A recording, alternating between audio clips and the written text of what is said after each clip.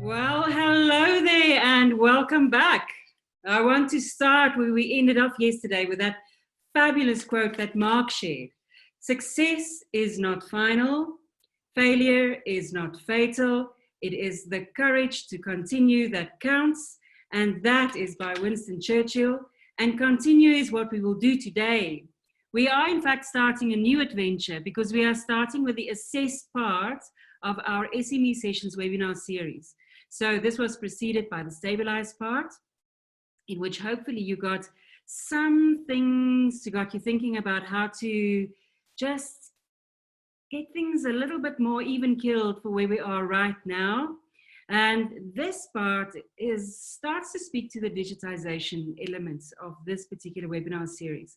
So we're going to be looking at options. And in fact, we've got a fabulous speaker and thinker with us from our Henley UK campus today, who I will introduce you to just shortly. But before I do that, it is important to mention that we have a really fantastic team of people that supports our ability to bring this webinar to you.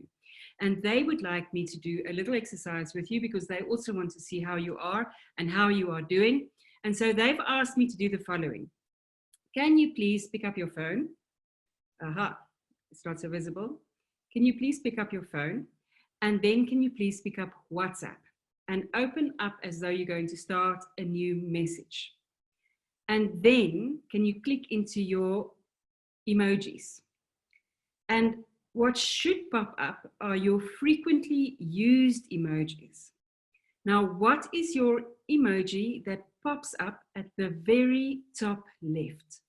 So what is the emoji that you use most often? Now for me, it's that silly, flat, grinny face that looks a little bit like that.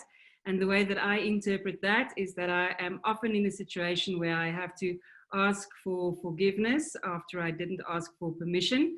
But I'm sure that you'll have ways to interpret your own emojis. So then what you do is you go to your Twitter account, if you've got one. Please find us. You will see behind me there's a hashtag SME Sessions. Put that in. You can also tag us at hashtag Henley Africa if you want to. And then will you please just put that emoji, that one at the very top left, in there, and then tweet that out. What the team in the background are going to do, and they are waiting for you to see what comes in, is to see what the one is that comes up, ones are that come up, so that we can get a sense of mood at the moment. And if you can't put it there, you are, of course, welcome to see if you can put it in the Q&A. Ah, Liesel's name on you, smart thing you. You can put it in the Q&A for us as well, and we can see. And in a little bit, we will have the data strictly analyzed, collated, audited. I'm not sure about the audited piece, to be honest. And then we will give you some feedback about what's happening over here. Mark Bradfield is sending a hug. I'm sending you a hug right back, Mark Bradfield, and in fact to all of you. And so let's breathe for a moment, because once you start to listen to Norbert, you're not going to have much of an opportunity to breathe. He speaks fast and there are many ideas. Now, I want to share with you how the weekend's sessions are going to play out, because as you know, these sessions build on each other, so we won't be taking a break over the weekend. We will still be meeting you right here at 4 o'clock every afternoon until May the 2nd, because we're running 12 sessions in a row. And today we are on session number 4, the first session of Assess. Today we are talking about understanding platform business models and network effects. That is really the staging session for tomorrow, which is a very, very important one. Tomorrow is when you have to bring your Steve Jobs turtlenecks, remember? Those were the ones we asked you to kind of shake the mothballs out of, because you're going to have to channel your inner Steve Jobs for the job that you got that is at hand now. And then from there, on Sunday, we have Jurek Sikorsky that is going to speak to us about seizing opportunities to grow sales in an economic downturn. And he is going to give you very, very practical sales advice for how to sell on every single digital platform that you can imagine, which is huge, right? So these are the kinds of tips, techniques that you need. By the end of these 3 sessions, the first 2 with Norbert today and tomorrow, and then the one on Sunday with Jurek, you should have a really good idea of what the options are that you want to weigh up to pursue for your business. How do you want to start to pivot? And that's what we're going to get into next. All right. So that's the weekend that we have ahead of us. And if you are ready, I am ready to introduce you to Norbert. Now, Norbert Moravec is Henley faculty from our UK campus. As I said earlier, we have a Center for Entrepreneurship on that side. He is originally from Austria. He is a dyed-in-the-wool entrepreneur. I think you'll see when you meet him. One of the many projects that he was involved with previously, I think he's still involved with this one, is something called Potentially.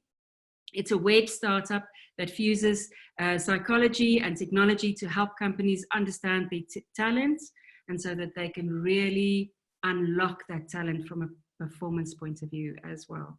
So with that, I would like to ask you, Norbert, to bring yourself up on screen. Okay. Welcome you. Thank you so much. Wow, what an introduction, Louise. Thank you so much. So Norbert, before you start us off, I really would like to know from you, yes, what your emoji is that comes up at the top left-hand side of your WhatsApp screen. Okay, let me check. So it is the smiley face with the tears coming out as well. So big smile and laughing, basically. And so we know that you've got some psychology going on in the mix there, right? So what do you think that says about you? Well, I mean, obviously I'm quite an upbeat guy, but also very often in life, I think you find yourself in situations where you're not quite sure whether you're laughing or crying, and it's the same thing happening at the same time. And I think we have to take it with positivity, and that's the way to master situations. I think that's a wonderful way to summarize where we find ourselves right now. So with that, Norbert, I hand us over into your hands. Thank you so much for being with us today. Thank you, Louise, very much. And what a brilliant introduction. I wish I had you there every time. That was fantastic. Okay, so I think I'm meant to share my screen, which I will try to do here as well. And just to let you know, I only see sort of a little bit interaction in terms of like on the screen. So while I know that you guys are there, I can't necessarily see you, but I will get stuff being fed through from the panelists throughout. Maybe to start off with, Louise has already introduced me a little bit, but actually, as she's already rightly said, I'm originally from Austria. Close by, actually, to where our most famous export is from, Arnold Schwarzenegger. Unfortunately, I didn't quite come out as robust as he is, but that's sort of where I'm from. And originally, I actually was in sort of a film and a video production. I was a radio producer in Austria first, and I had my own video film production company. Eventually, I came over to the UK quite a while ago now. And I did my PhD, which was around film industry economics, and film finance, which is a really hugely interesting topic. Of course, with film, you get everything together. You get the business side, you get the technology, and you also get a lot of risk management and uncertainty. And that kind of like provided a really good segue for me to then enter my career more into entrepreneurship. And so I had a number of startups there as well, and then joined, build up sort of a first entrepreneurship program at the University of Hertfordshire first, which was awarded Entrepreneurial University of the Year. And then I moved on to do a bit more startup and joined Henley about 6 years ago now already, which has been an ongoing love story, such a great place with so many great colleagues. And also with so much international outreach, for example, into South Africa. And I have to say, I'm really sad that I haven't been to South Africa yet. We were all meant to come and this June in September to South Africa. So I'm quite sad that at the moment we can't travel, but at least I get to be there in this way now. And I'll say a little bit more about potentially probably a little bit later down the line. But that's sort of a little bit about me. I'm part of the Henley Center for Entrepreneurship that maybe Andrew, Professor Andrew Godley, spoke to you a little bit about right at the start of this session. And you'll see a few more of my colleagues over the next few days. I know Jurek is speaking on Sunday from his wealth of sales experience, so that will be a terrific session, I'm sure. Okay, so you know, when we put those topics initially together, we thought, okay, let's as we build up these topics, and we got to have a good mix of some business strategy and sort of the really practical stuff in terms of what we can do. And one of the topics that came up that sort of was picked out was something around platform business models and network effects. And that's really kind of like a segue how we can enter and become a little bit more digital, and how we look at how we can take existing businesses and move them into what are very successful business models online in a way. So that's kind of like a primer session with some underlying business theory around that. That's sort of what we've planned here today. Having said that, because this is really a time where a bit of theory is good, but a lot of stuff happens in practice.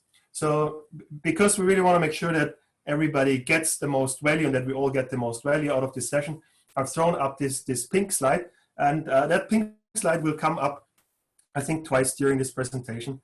And I'm going to ask you questions anyway, but when the pink slide comes up, then that's also really a moment for you to possibly hijack the session and throw out if there's a different topic, or if you want us to go into a slightly different direction, if you want to talk about that's really burning on your mind, that you want to talk about right there and then. So that's an opportunity where we can open the floor and we can break in that as well. So hopefully that gives you there'll be a number of opportunities to participate, but we have this extra opportunity as well. So then let's talk about platform business models. Okay, platform business models. And probably some of you might be wondering, platform business models, what is he talking about? Are we going to talk about trains? What's this whole thing about? What's this platform stuff about? And we're not going to talk about train stations, but we're going to talk about business models, platform business models. And maybe before we go a little bit more into the platform aspect, it's worthwhile just to recap a bit and sort of get everybody on speed in terms of like what we mean when we talk about business models. And it's sort of like most basic, effectively, as a business model, we're talking about something that describes how any kind of organization creates value. So what they're doing, kind of like the value proposition, how they deliver that, how do they get that stuff to their customers, and then how do they capture that value? So how do they make money out of it? So that's kind of like what we talk about when we talk about business models. And it's kind of like worthwhile to sort of emphasize that business models can be quite varied. And in a way, I always try to liken this in a way to nature. So you've got this picture up there with the birds, and they've got different beak, you know, so they're all of the same kind in a way. They might even live in the same place, but they all have got a different way to get to their prey or get to their food. And so below that, for example, you've got a bunch of film companies in a way, right? So you've got Blockbuster, that is now extinct. You've got Netflix, the video streaming platform. You still got the cinemas, maybe, you know, Odeon, cinema chain. Maybe they will go extinct next. Or you got online video pirating, let's say like the Pirate Bay. All of those organizations, technically speaking, if you sort of went by industry code, you could say they're all in the business of helping you to watch a film, but they're all doing it slightly different. So they've all got a slightly different model. So that's kind of like what we talk about business models here. And business models, like any kind of organizational species, they're also subject to adaptation. So if there is an external shock, then maybe some of those adopt a bit better, and others not. So, but they, in kind of like our view of business today, we're not just affected by our environment, but we also have got a great deal of opportunity as business people to shape our environment. So we're not entirely takers of this as well. So that's maybe a few sort of first points to make. I think it's worthwhile noting as well that the concept of a business model is actually relatively new, right? So if you, this is kind of like a chart which talks about when people started to talk about business models. And you know what, through most of mankind, nobody was talking about business models. So in management or in strategy, people were talking about plans, strategy, these kind of things, way before the management discipline, and certainly much more earlier in this for a century basically. But the notion of a business model is only in discussion, let's say around mid 1995, and I can see you thinking there probably like, okay, well, why did this thing happen? Why did this business model stuff come up suddenly? And you're probably entirely correct to sort of guess that the reason that this happened was because of the internet, right? So when the internet came along, suddenly there were a lot more ways to make money than just selling something, a good or a service. So suddenly there was a whole new way of making maybe the idea of a business a little bit more complex, or in a way more sophisticated, and coming up with new ways to make money. And such was the spread of new business model ideas that this has become, in a way, a small discipline in its own right. So let's talk about then a little bit about this sort of platform side of the platform business model. And maybe to give you a first example for this is if we look at the Visa card. So I can't really see, raise your hand if you have got a Visa debit or credit card. I'm going to raise my hand. I have got a credit card. And again, maybe worthwhile remembering that there was a time when credit cards were not around. So along came Visa and said like, hey, let's introduce this thing called the credit card. And at that sort of time, if they sort of like approached the first merchants, they were like, hey, do you want to have a Visa terminal in your store so people can pay with a Visa card in your store? And then the merchants were like, sorry, you know, I don't know anyone who's got the Visa card. Why should we put this terminal in there? Everybody's paying with cash. We don't need a Visa terminal. And likewise, at the same time, sort of like approaching the customers and saying, hey, do you want to sign up to this thing you can pay with a card without cash? Do you want to sign up to this thing called the Visa card? And the customer's like, sorry, I don't know any shops who's got a Visa terminal. I can't pay anywhere with this thing. Why would I go for this? That's kind of like worth remembering. That's kind of like a problem, a key challenge when you try to build this kind of like platform business models. But effectively, what these kind of platform business models do is they take two different sides, two different customer or market segments, and they bring them together and they facilitate an exchange. And that's how they create value in a way. So here's a proper lecture slide with even some bullet points on this. So just to sort of like establish this kind of stuff really well. So in kind of like this idea of a multi-sided platform, so a platform that connects two or more kind of like groups of customers. The idea is that here, in some ways, there's only value for the other kind of customer group if there are two different ones on there, that they're both growing in a way at the same time, and that you make money or in a way or create value by connecting and facilitating these interactions. And one thing that's playing kind of a really important role in this and in business online in general is something known as the network effect. So that's when things start to grow really quickly. Okay, so maybe another brief example for this kind of thing would be that we all know eBay, right? Where you can sell your secondhand stuff. And again, this is kind of like a classic platform platform. There's one group of people who have got something to sell, that they've got spare, maybe something that they want to get rid of. And on the other end, maybe a group of people who want to buy this kind of things, maybe at a little bit of a discount. Don't mind if it's secondhand or it doesn't come from an official source in a way. Okay, so moving on then, and maybe looking a little bit at how we can start to look and interpret this for the businesses that you run, right? So then I think there are 3 different areas that's worthwhile to pick out. And maybe the first one that I want to pick out is in this kind of business model, platform business model logic, is something around customer segments. And sort of like on this customer segment stuff, you're very well aware of this. Kind of like a key thing that you always have to do in business is in a way to segment your customers. And I can't emphasize the importance of doing that over and over again to sort of see really if you are really capturing all of your different customer segments.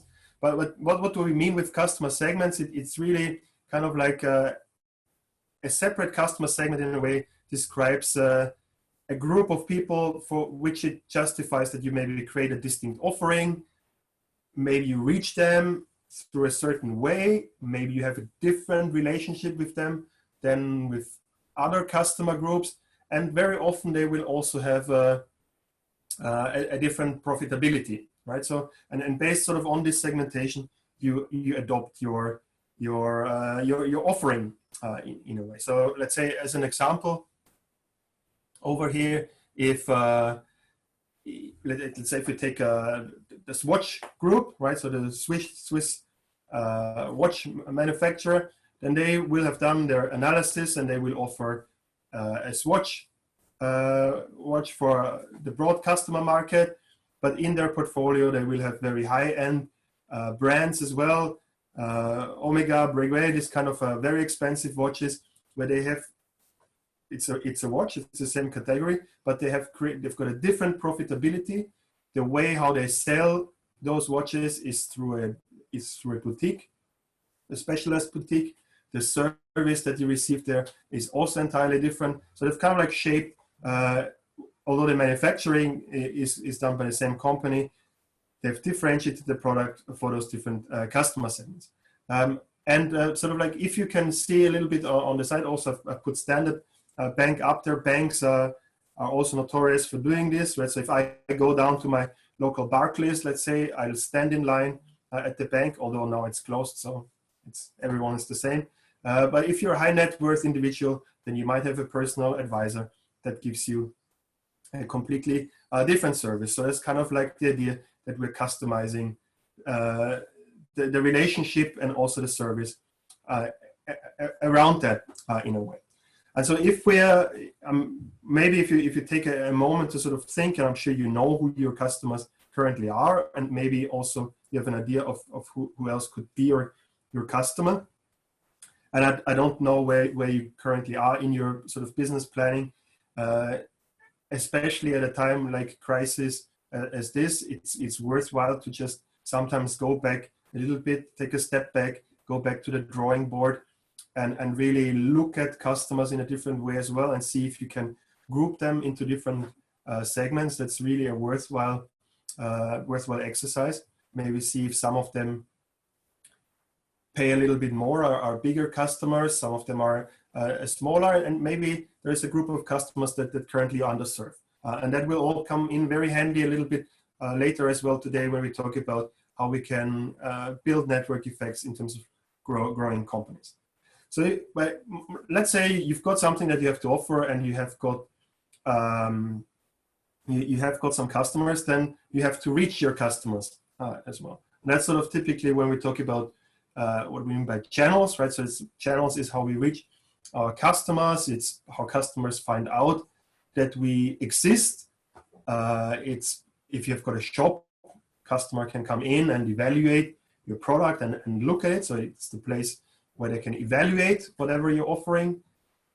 It might also be the place where they come back to and say, sorry, this isn't working, maybe, or maybe can you help me with this? I've got some problems. So you provide support there as well, and an additional service.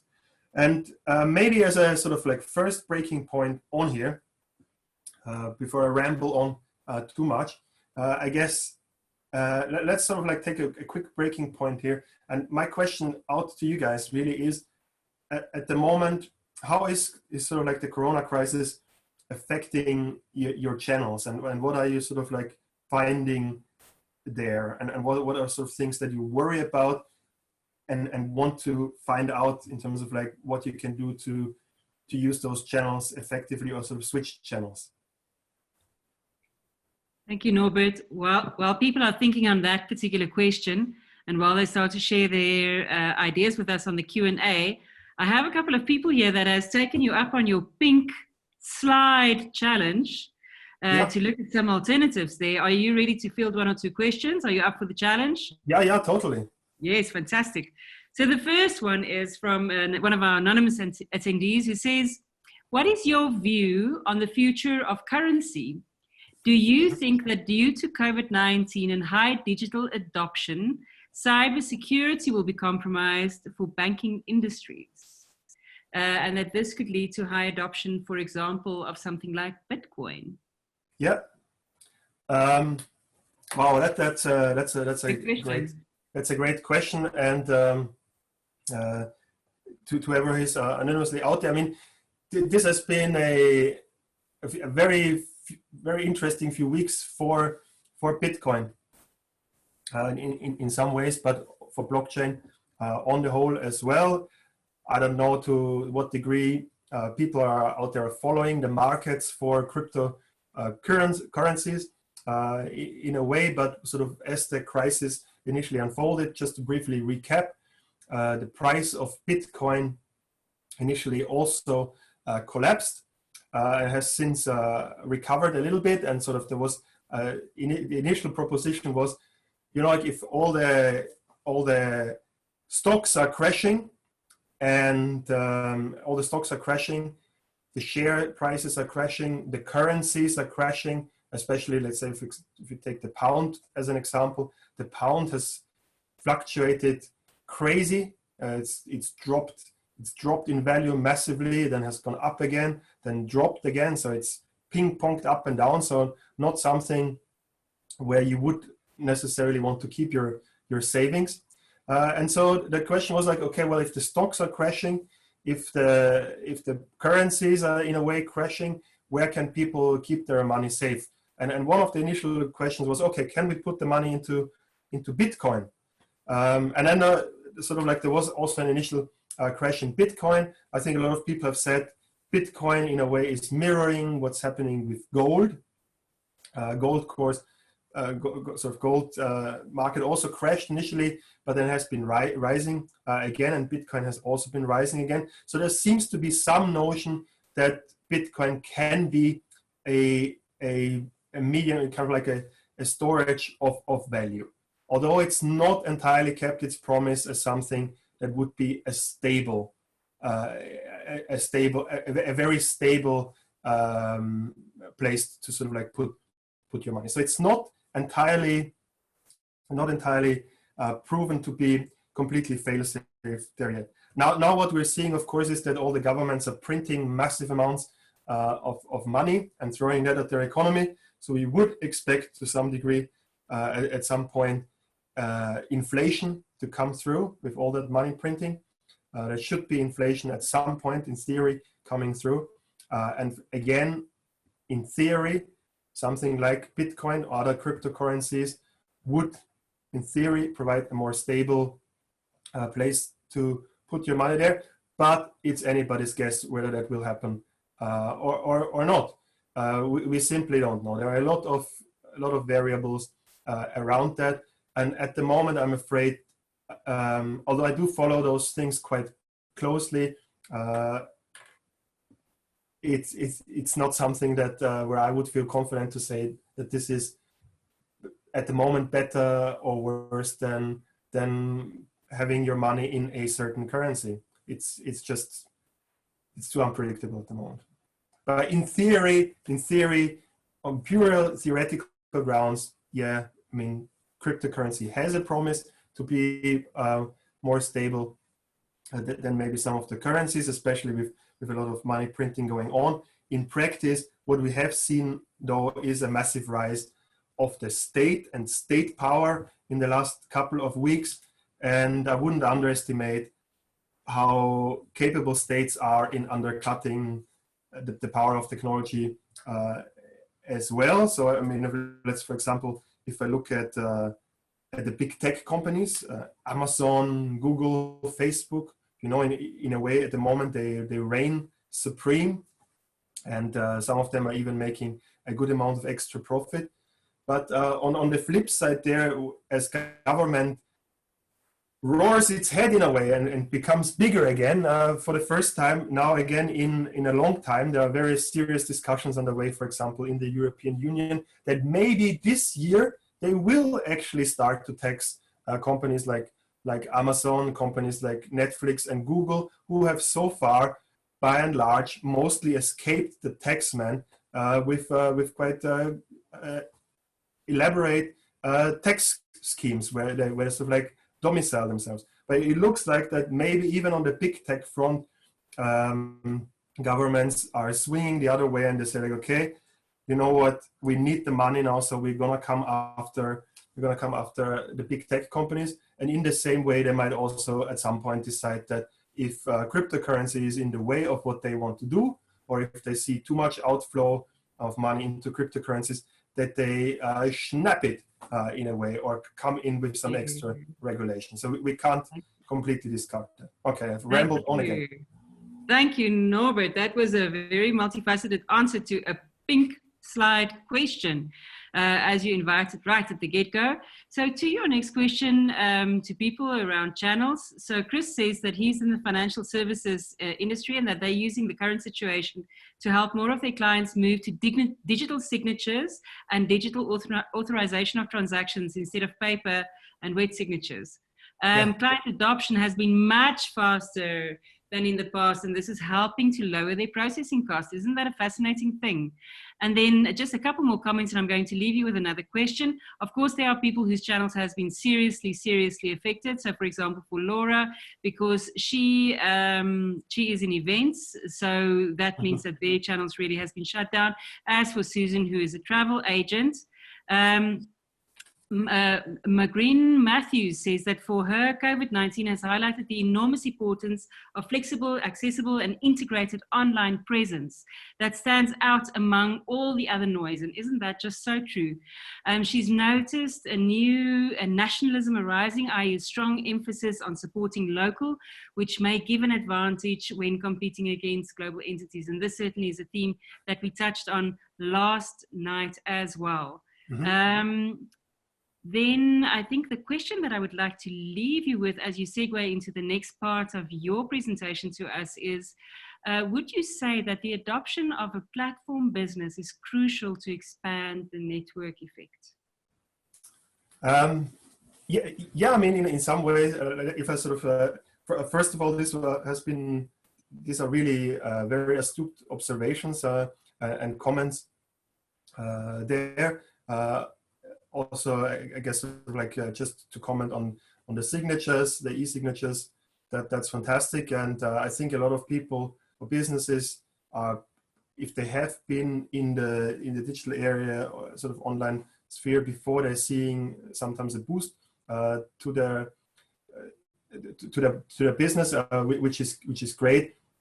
And we really all see the challenges. Let's say if we look at the events business, on how that might feel initially overwhelming in terms of like how to organize that. But I think there are ways how we can evolve those business models in a way as well, digitally, as we all just change our behavior and it becomes more normal to interact online. So I think even something like the event space that initially might seem it's very heavily dominated by physical space, there are ways of bringing that online, recreating these things and taking advantage of networks in existence or built, and how we can sort of like take those forward.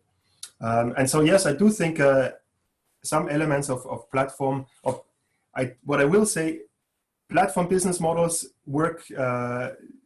I love the examples that I'm talking about here. They look at some of the bigger companies, but they also work very well for smaller companies. Even if you're not an internet company, there are a lot of lessons that you can learn on how those companies are growing and are building network effects that you can apply to quite straightforward businesses as well. So hopefully we can draw that out a little bit more as we go along. But yeah, and I promise also that I will be short on answering the next pink slide and a couple of those. Okay, I'm gonna rush through this, I think, because I think the most value you will get is probably talking through some of the questions that we have. So I just maybe want to talk about a few more things as we sort of rush through this. So we've got our value proposition in a way. We've got a channel to customers. We've segmented our customers. So then the next thing to look at maybe here is customer relationships. And here again, we're seeing probably a quite big shift as those channels are evolving with coronavirus in terms of like what kind of service and kind of relationships we have with our customers. So if someone previously came to your store, or you have kind of like a personal connection there, then you could have provided, or you probably will have provided some personal assistance. For some higher value customers, maybe providing some dedicated assistance, maybe some key account managers. But then we're moving kind of like in this realm of online, where maybe things are a little bit more self-service.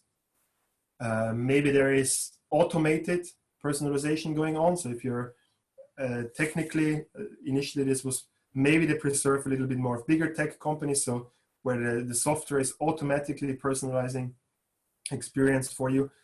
These days, it's relatively cheap, even or free for anyone who puts up a website to provide a personalized sales support online, even automated. There's some out-of-the-box tools, and maybe tomorrow we'll touch a little bit more on what these kind of tools are. Or I can give out some recommendations on this. So you might have this automatic personalization going on.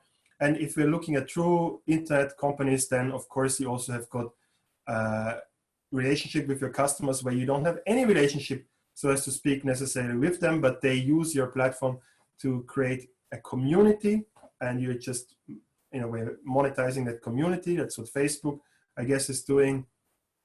Or if we look at YouTube, where again there are communities and users or your customers might be creating something on the platform, and you get a certain part of that in a way. So that's kind of like what we're looking on that. So I'm sure, and maybe we'll jump on this and sort of like go back into this a little bit more. I've got a pink slide here. I'm just gonna jump over the pink slide for a second. I'm gonna come back to the pink slide in 2 minutes. Just maybe throw out one more thing before we go to a pink slide, and that is kind of like a question to you in terms of like what you think is more infectious than coronavirus. Any idea? Luis, what do you think is more infectious than coronavirus at the moment? My immediate response would be panic. Panic. Panic. Yeah, is also more infectious than coronavirus. Yeah, but I think, let's see what else is more infectious than coronavirus, and that's, for example, this thing. I don't know. I don't know if you can see this or hear this. It's a video.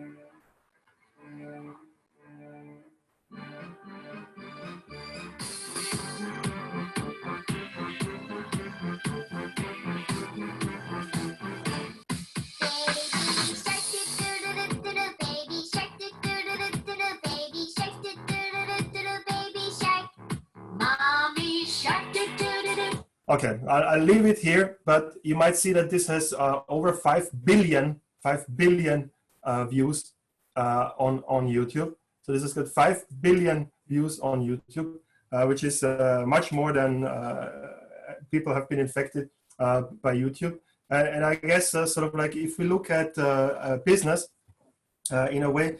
Not long ago, last year, we were still talking about viral growth as something that is something that's very desirable without any connotations on it, right? So we have, before the outbreak of the coronavirus, we've used the term viral growth quite happily to describe as something which is a very desirable state, as something where your business might grow very quickly or something that spreads very quickly.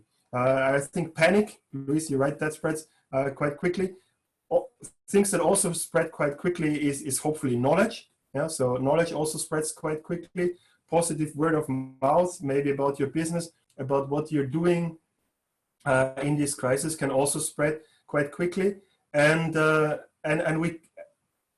of like ways how we can deal with this crisis can also hopefully spread quite quickly. So while we are fighting that virus, I think it's also worthwhile to remember that we can outcompete the virus by taking advantage of viral growth that we can achieve on the internet relatively quickly and simply. And next sort of would be up to talk about network effects and sort of how that relates. But I'm going to hop back because I promised a pink slide, and I'm going to leave it here for a second. Okay. I think people's new fear is that they will never be able to get rid of that song. Yeah. They'll never be able to get it out of their heads. Thanks a lot for that, Norbert. Yeah, I'm sorry. I apologize to everyone that I have been exposing to this terrible song. It's a terrible song. It's got 5 billion views. Yeah. I'm sure people are still in shock. Why have we been exposed to this Baby Shark song? But yeah. There's a comment here from Corin Dufton on one of your earlier questions, who says that, hi, they are in the service marketing consulting industry. So with no direct contact channels, they've had to move to 100% virtual digital contact points, and that this has been an absolutely major learning curve for them during lockdown. But imagine the benefit of that down the road. Yeah. Yeah, I mean, and again, this, whoever sort of like wrote that, you've already made that learning now. So I think this is, to go back to this in a way, you have to be a baby shark now and pass that knowledge on. And I think there is opportunity for many people who go through learning curves at the moment. And many of the people in the audience today, they will be a little bit more entrepreneurial and a little bit more proactive than maybe other people.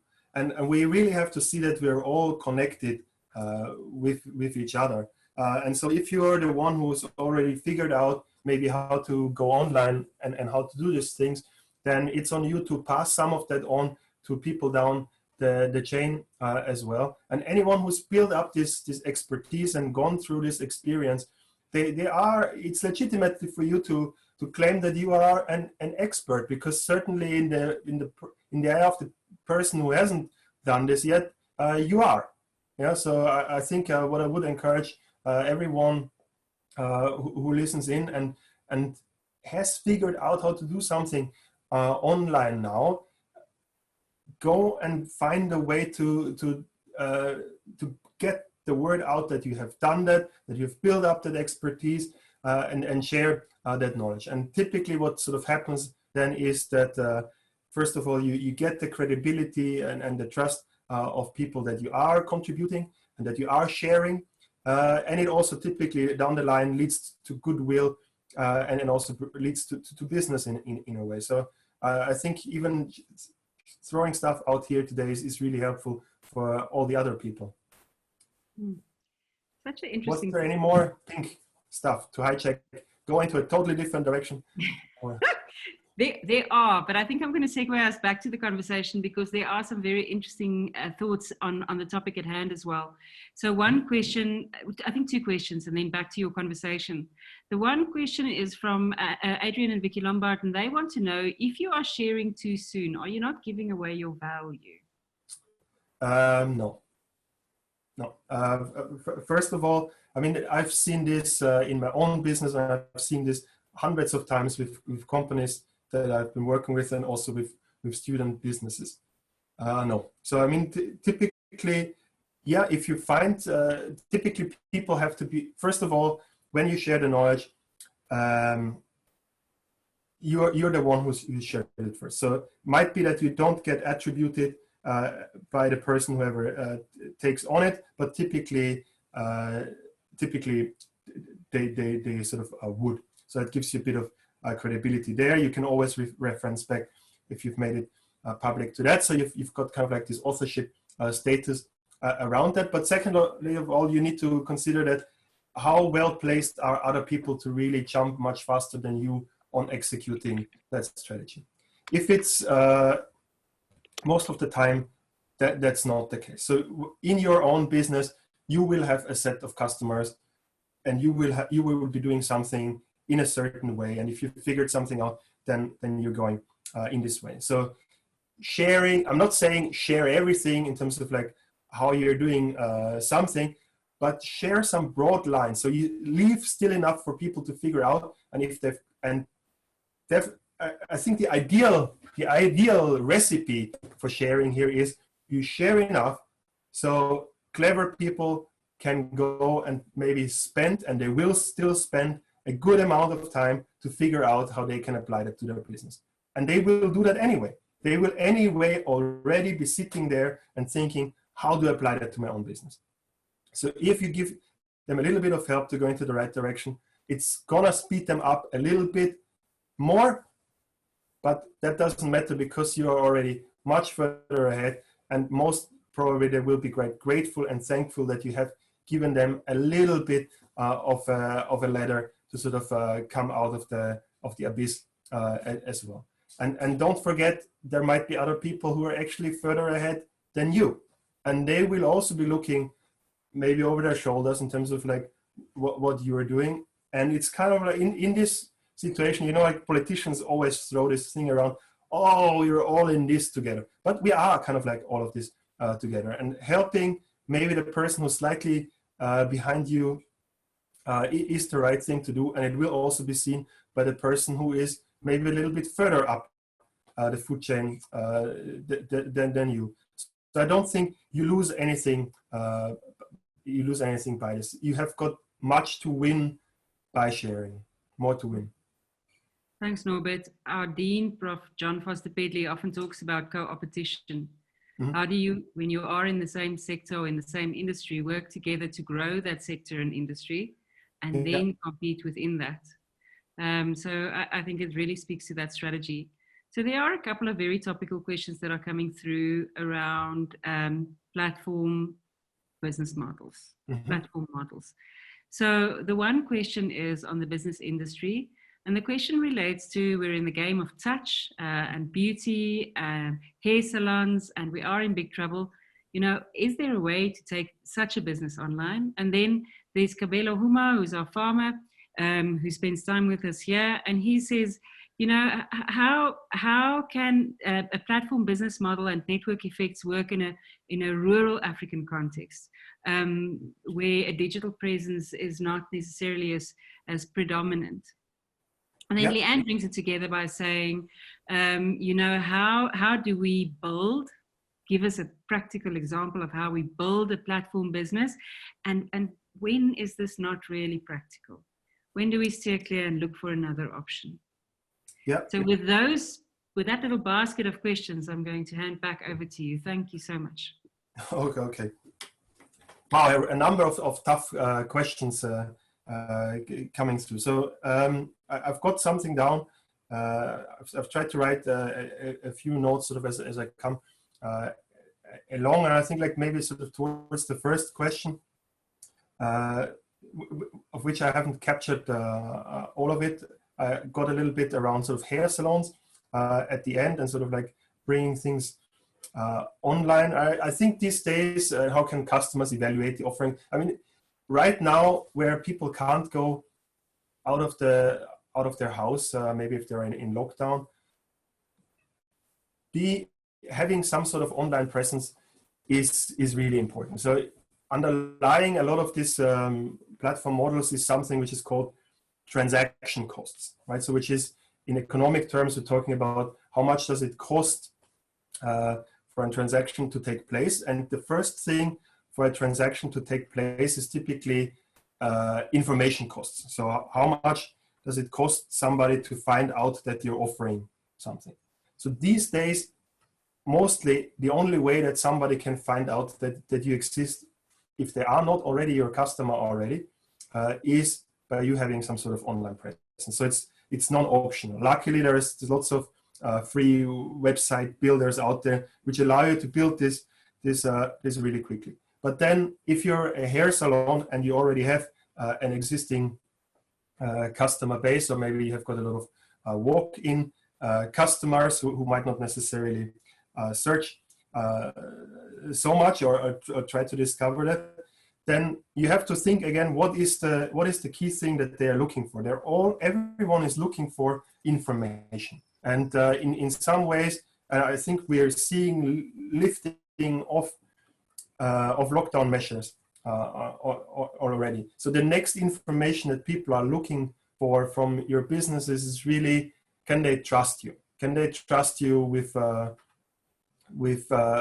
of the next with sort of the next personal transactions? And if you're a hairdresser, then I guess the next sort of logical conclusion will be, can they trust you to come and that you come into their house and cut your hair?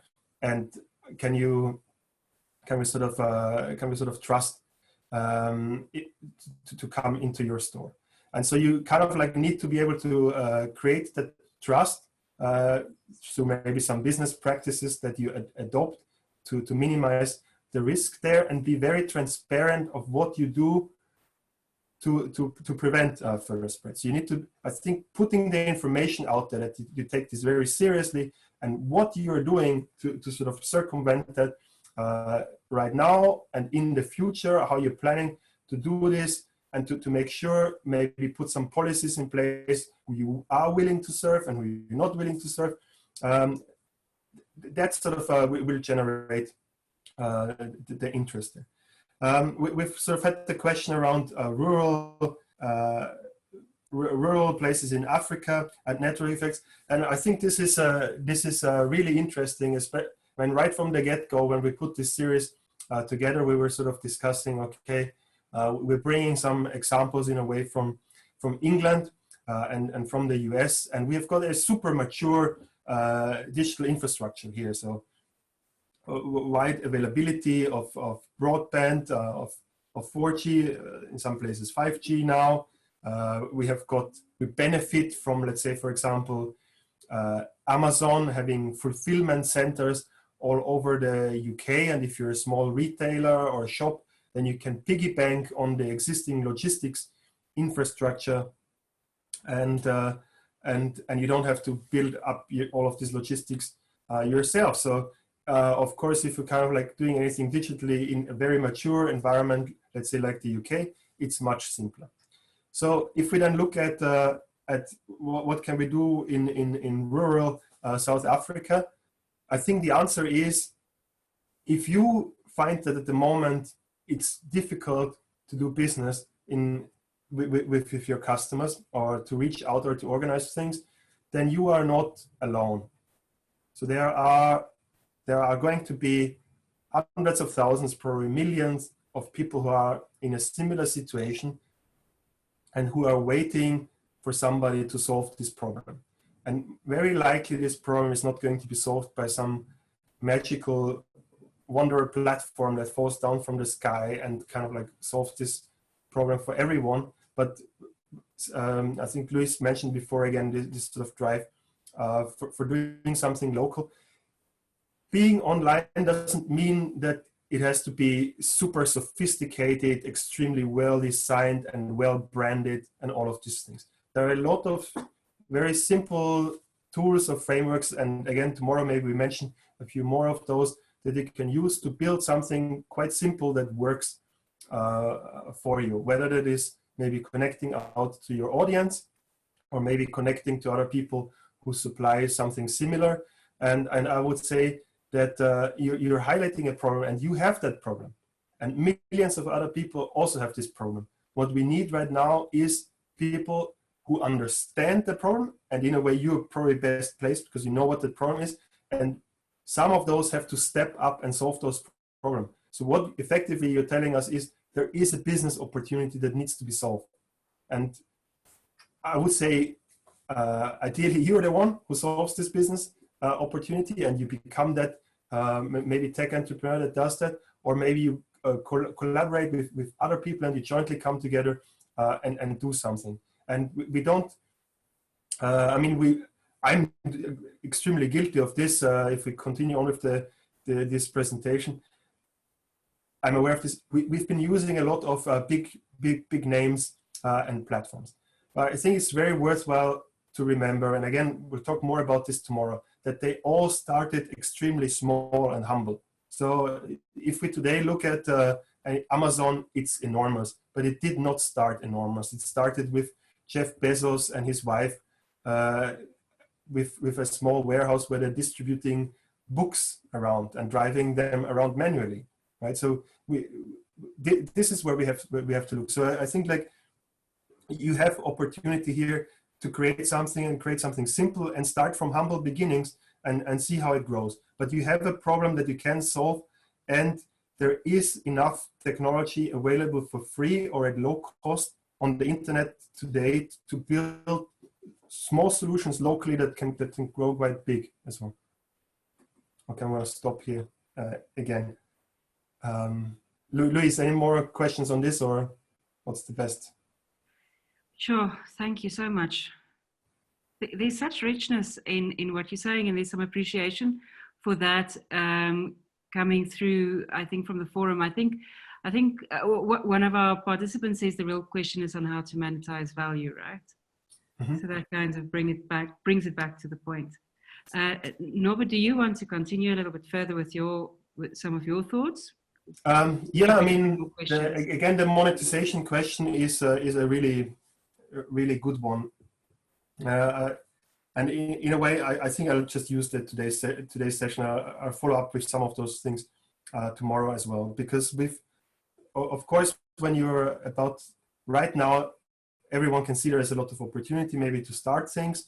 Maybe there is not enough funding around to do things because there's not much money to go around. So it's important to look for cheap ways to do it. And kind of like the monetization question really is saying, well, whatever we're doing here, it costs money, and we have to put money up front in order to make money later. Yeah, and with a lot of platform business models, that's kind of like the principle that they're built on.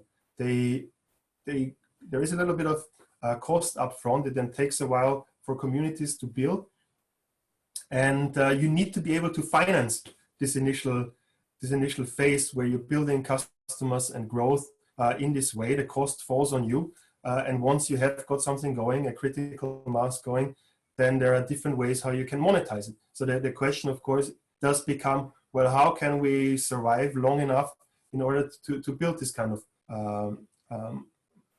models? And I think maybe tomorrow we add a little bit around sort of bootstrap finance on this as well.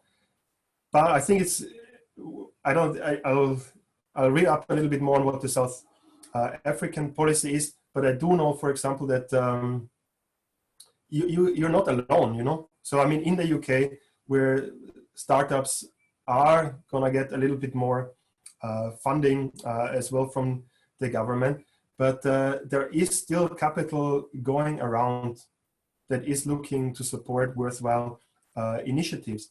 And it's worthwhile remembering also, historically speaking, that some of the biggest businesses around that we know of the last 150 years, they have very often come out of a moment of crisis like this. The first really big entrepreneurs that, for example, we've seen in the US at the start of the 20th century, all of those businesses, they came out of crisis. Then the same after sort of the first Great Depression, 10, 15 years down the line, the biggest businesses, they were founded in that moment of depression.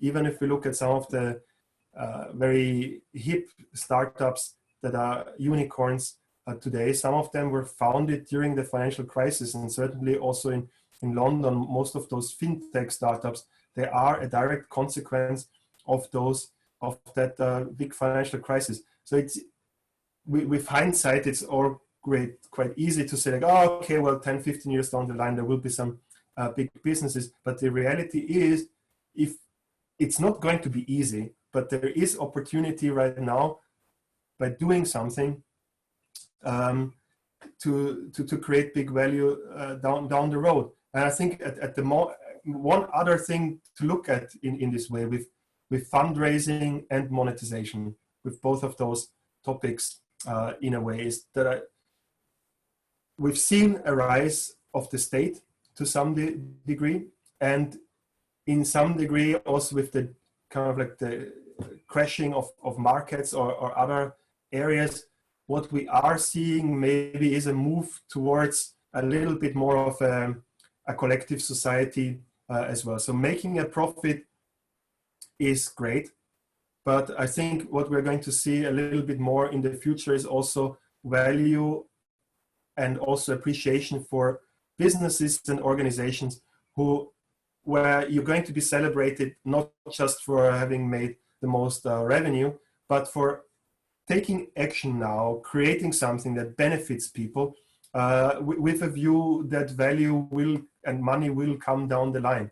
And in a way, that's what we live in right now. We're building a future where we have to do things, take action with a view that it benefits people right here and right now. Maybe it draws and helps your business to survive. And the sort of the next point to consider, will it make me rich, might be something that you consider 2 steps down the line. So there is lots of ways how you can do that later. In the first instance, it's about starting effectively, getting going, getting started, building something. If you're going to fail, this is a great moment to fail, because nobody's going to fault you for that. What people might fault you, or you might fault yourself down the line, is for not having done anything. You know, so this is the moment for starting. Be bold, because yes, what absolutely. to lose. Yeah. I absolutely love that. Thank you so much. I think there are 2 more questions, and I think these are both pink ticket questions. Okay. So this one is from Nkululeko Nguni, and he is insistent on this question because he emailed us and he put it on the forum. So he says, what is the likelihood of seeing a continent like Africa create one cryptocurrency backed by its resources that might lead to an increase in intra-African trade? Do you have a thought on that idea? My first response is, wow, why not? I mean, that sounds great. Yeah, sounds fantastic. Why not? I mean, creating a cryptocurrency these days is not too difficult. I think there will be a lot of negotiation, marketing going on to do that. But in theory, why not? I mean, it sounds like a moonshot idea. You know, it's a moonshot idea, and probably there would be many advantages to a block. Maybe not. Maybe it's difficult to get all countries involved instantly. But yeah, I mean, if you want to keep more value in Africa, more independence, also across the continent, one currency can definitely do it. And maybe Bitcoin is a good model. Or a cryptocurrency might be one way of doing this. So it sounds like a big moonshot idea. So, and when I say sort of moonshot idea, then what I'm thinking of is, once you have got a little bit more going, I don't know if you've started on this, then these are sort of the initial crazy ideas that make venture capitalists listen up, right? So if there was if I was sharing my flat with a venture capitalist, then they would be running in right now, and like they have big ears. Oh, okay, there's a big idea, and there is money around that funds big ideas. So again, something maybe that we'll talk about tomorrow or on another session. Maybe we'll have to have another session just on financing. Yeah, as an entrepreneur, you always have a choice between doing something that's realistic right here on the ground, and on the other hand, maybe something that sounds a little bit crazy, where you're like, huh, do I keep this to myself? What will other people think? Am I dreaming too big? And both are really good things. So I wouldn't discourage anyone from dreaming big either. Well, thank you. Norbert, can I ask you to close your slide presentation on that side to stop your share, please? Oh, okay, yeah. Thank you.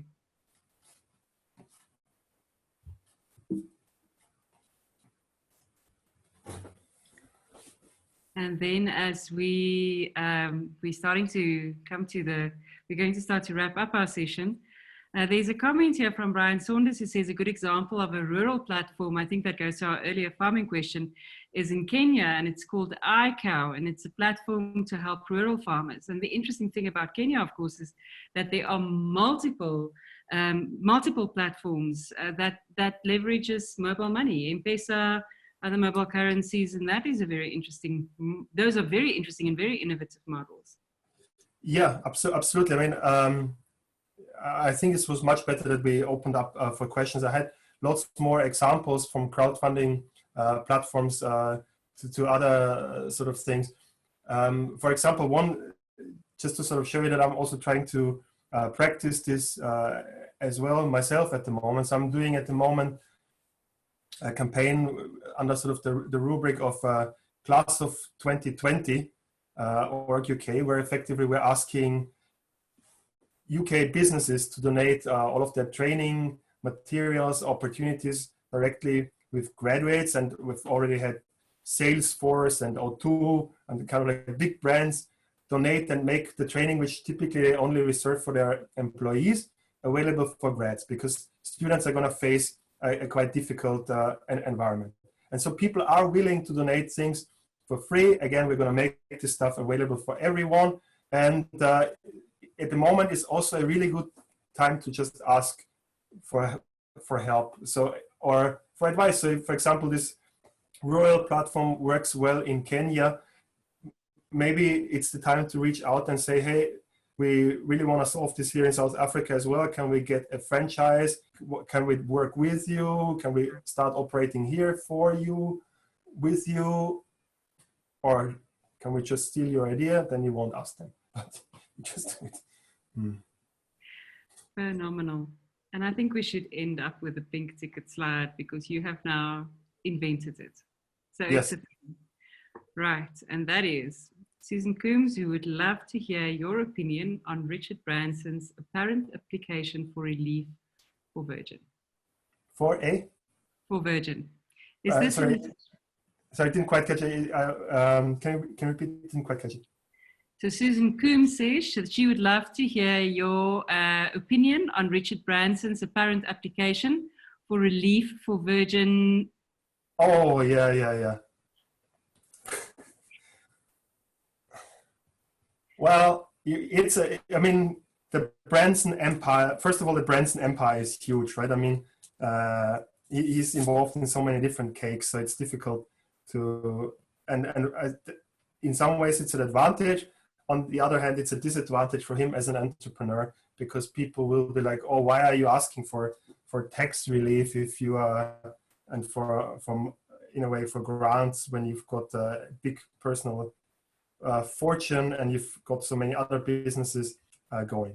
So I think for this specific, I think it's the airline that he's asking for money. So I mean, I understand why he thinks he should be getting some handouts. From a government point of view, will it save jobs? Yes, but it's a tricky one. I think I'm not in government, so I don't have to make this decision. But if I was in government, I would be looking quite hard on whether it's the cost-benefit analysis is really worth it, or whether I maybe make those 500 million available to other businesses. But we have to remember that when big businesses go bust, a lot of knowledge also sometimes disappears. So it takes a while to get them up and going as well. But maybe in the airline sector, it's such a competitive sector with lots of many companies, disappearance of one company will not probably make a huge difference. So I would say write to the government and say, no, South Africa wants to have those 500 million. We can do more with it. Norbert, thank you so much. I cannot believe how quickly the time has gone. Yeah, it's gone really quickly. It really has. What a shame that it's over. Maybe we need to run some. Why don't we do this again tomorrow? Are you free? Again tomorrow. And maybe we'll do just pink slide sessions with people as well. That's a fantastic idea, except that your original idea was a really, really good one, because you said, people, bring your black turtleneck sweaters, channel your inner Steve Jobs. I am going to show you how, as non-techies, you can build a digital business. And that is an unbelievable value proposition. So tomorrow, we'll have to live up to that. Yeah. Yes. At 4 o'clock. Yes. And then let's learn how to do that together, right? There were questions on the forum about tools to use. I think we're going to get into those tomorrow. So people, we saw those questions. We're going to get to them. And we also have a session, by the way, day 7 with Musa Kalinga again, who's going to get into tools for social media and for marketing, etc. So we're going to keep building on how to make this practical, how to make this real. Norbert, you are absolutely amazing. Everybody, please stay on until after the session. There will be an evaluation prompt that pops up. Your feedback means the world to us. We want to know what else you would like to know more about. The emojis, by the way, that popped up most that we started our session up with were the smiles. How's that? Oh, wow. There you go. That's there we go. Lots of smiles, lots of those smiles with the tears. Yes. I mean, we're not surprised. And for us, this end of the world where we are, we know that that is how we persevere. There's always something to smile about. There's always something to laugh about. Exactly. And especially when it gets tough. I will tell you that we are going to be sending out, as soon as the session is over, an email with a summary of an email that gives you access to recordings of all the sessions to date. So a bit of a summary of everything that has happened. I know that we've had lots of questions about that. So if you've missed anything, you can go and access it on our microsite. And the other thing that is up and running is our forum. We've got that.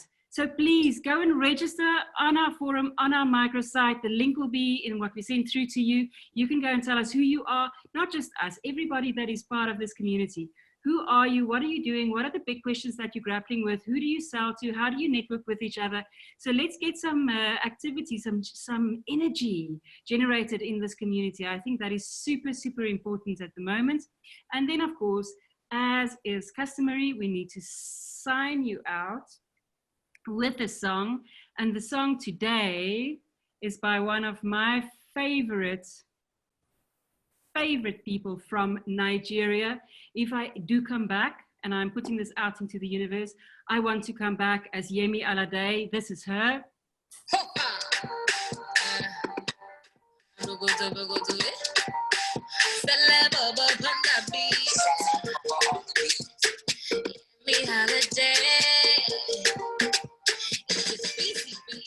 So you need to look her up. You need to find her songs. I do not know what this means. It's a love song. Come on, everybody. But right now, things are tough. Things are not so cool between you and your business. But you know, you can work it out. Yes, you can. Because you love each other. You can do it.